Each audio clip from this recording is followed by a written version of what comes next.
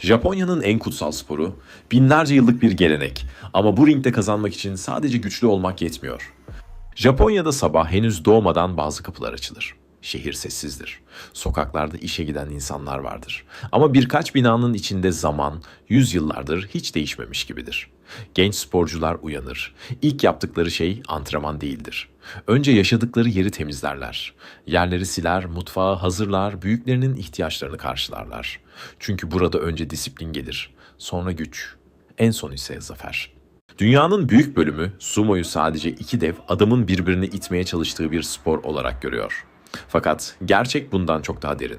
Sumo, Japonya'nın yaşayan en eski geleneklerinden biridir. Yaklaşık 1500 yıldır yalnızca bir spor değil, ritüel, inanç ve kültürün birleştiği özel bir mirastır. Bugün bile her profesyonel müsabakadan önce yapılan hareketlerin büyük kısmı yüzlerce yıl önceki Shinto tapınaklarından miras kalmıştır. Dohyo, yani sumo ringi. Yuvarlak bir kum zemini. İlk bakışta oldukça sade görünür.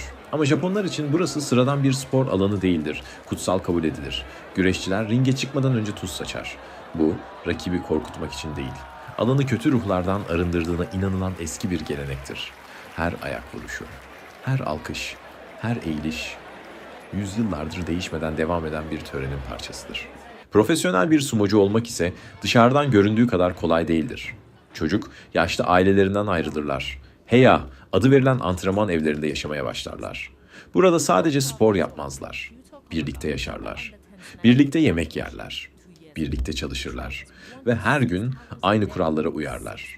En genç olanlar en ağır işleri yapar.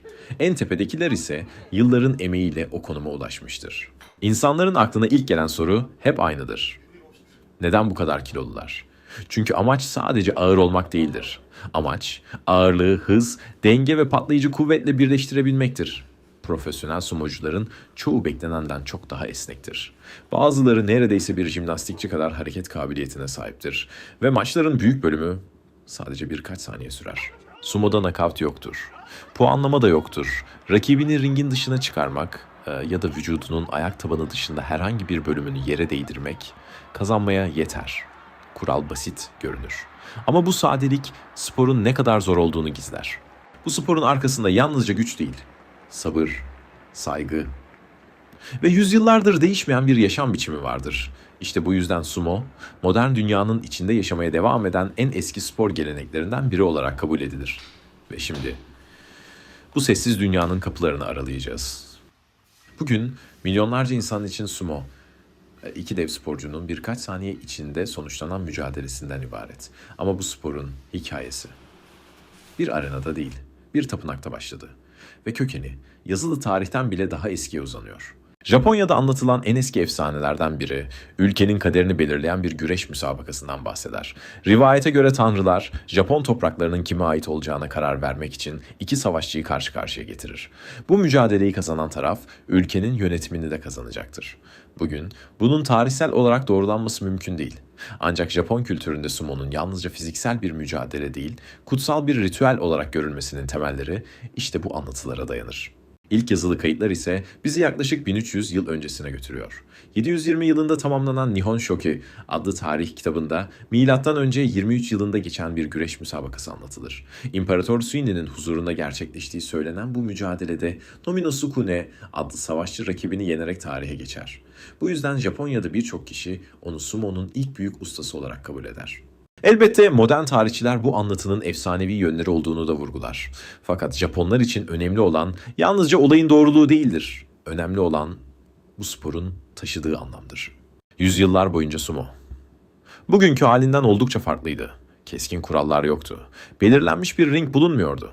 Hatta bazen maçlar ölümle bile sonuçlanabiliyordu. Bu mücadeleler daha çok güç gösterisiydi. Savaşçıların cesaretini ve fiziksel üstünlüğünü kanıtladığı gösteriler. Zaman ilerledikçe Japonya'da Shinto inancı güç kazandı. İnsanlar iyi bir hasat için tanrılara dua ediyor. Yağmurun zamanında yağmasını diliyor. Doğanın bereketini kutsuyordu. İşte tam bu noktada sumo, savaş meydanlarından çıkarak tapınakların içine girdi. Shinto rahipleri tanrıları memnun etmek için sumo müsabakaları düzenlemeye başladı. Bu karşılaşmalar eğlence amacı taşımıyordu. Her hareketin bir anlamı vardı. Güreşçiler yere güçlü şekilde ayak vuruyordu. Çünkü kötü ruhların toprağın altına gönderildiğine inanılıyordu. Ringe tuz serpiliyordu. Çünkü tuzun arındırıcı gücü olduğuna inanılıyordu. Hakemin giydiği geleneksel kıyafetler bile aslında eski Shinto rahiplerinden ilham alıyordu. Bugün izlediğimiz profesyonel sumoda gördüğümüz birçok ritüel işte bu dönemin mirasıdır. 8. yüzyılda Japon imparatorları sarayda düzenlenen özel törenlerde sumoya yer vermeye başladı. Bu organizasyonların adı Sumai no Sechi idi. Ülkenin dört bir yanından en güçlü savaşçılar başkente çağrılıyor. İmparatorun önünde mücadele ediyorlardı. Kazanan yalnızca ün kazanmıyordu. Aynı zamanda imparatorluğun en güçlü insanlarından biri olarak görülüyordu. Bu organizasyonlar sumo'nun devlet tarafından desteklenen ilk büyük turnuvaları kabul edilir. Ancak Japonya'nın tarihinde yeni bir dönem başlıyordu. Samuraylar yükseliyordu ve savaş artık günlük hayatın bir parçası haline gelmişti. Samuraylar için yalnızca kılıç kullanmak yeterli değildi. Yakın mesafede rakibi yere düşürmek, dengeyi bozmak, vücut ağırlığını doğru kullanmak da hayatta kalmanın önemli bir parçasıydı. Bu nedenle sumo teknikleri birçok savaşçının eğitiminde yer aldı. Her ne kadar bugünkü sumo ile birebir aynı olmasa da, itiş, denge ve merkez kontrolü gibi temel prensipler savaş sanatlarını etkiledi. 1603 yılında başlayan Edo dönemiyle birlikte Japonya uzun yıllar sürecek bir barış dönemine girdi. Savaşlar azaldı. Samurayların rolü değişti ve halk artık büyük eğlenceler arıyordu. Sumo da tam bu dönemde yeniden doğdu. Şehir meydanlarında, tapınak avlularında, binlerce insanın toplandığı büyük organizasyonlar düzenlenmeye başladı. Profesyonel güreşçiler ortaya çıktı. Maçlardan para kazanılmaya başlandı. Kurallar standart hale getirildi. Ringin ölçüleri belirlendi. Hakem sistemi geliştirildi. Bugün izlediğimiz profesyonel sumo'nun temelleri de işte bu dönemde atıldı. 19. yüzyılın sonlarında Japonya hızla modernleşirken birçok gelenek unutulmaya başladı. Batılı sporlar ülkeye giriyordu. Yeni yaşam tarzı eski ritüelleri geri plana itiyordu. Ancak sumo ayakta kaldı. Çünkü Japon halkı onu yalnızca bir spor olarak görmüyordu. Sumo, ulusal kimliğin bir parçasıydı. İkinci Dünya Savaşı'nın ardından Japonya büyük bir yıkım yaşadı. Şehirler harabeye dönmüş. Toplum yeniden ayağa kalkmaya çalışıyordu. İşte bu dönemde sumo, Japon halkına geçmişini hatırlatan simgelerden biri oldu. Turnuvalar yeniden düzenlendi. Yeni şampiyonlar yetişti. Ve sumo, televizyon yayınları sayesinde ülkenin dört bir yanına ulaştı.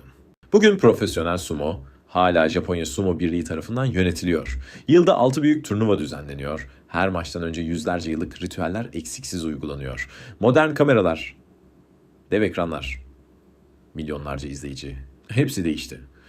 Ama ringe serpilen o bir avuç tuz, ilk ayak vuruşu ve mücadele başlamadan önceki sessizlik yaklaşık 1000 yıldır aynı anlamı taşıyor. İşte sumoyu diğer bütün sporlardan ayıran şey de bu. Futbol değişti. Basketbol değişti. MMA sürekli evrim geçiriyor ama sumo modern dünyanın içinde yaşamaya devam eden en eski geleneklerden biri olmayı sürdürüyor. Çünkü burada yalnızca iki sporcu karşılaşmıyor. Her maçta geçmiş ile bugün aynı ringde buluşuyor.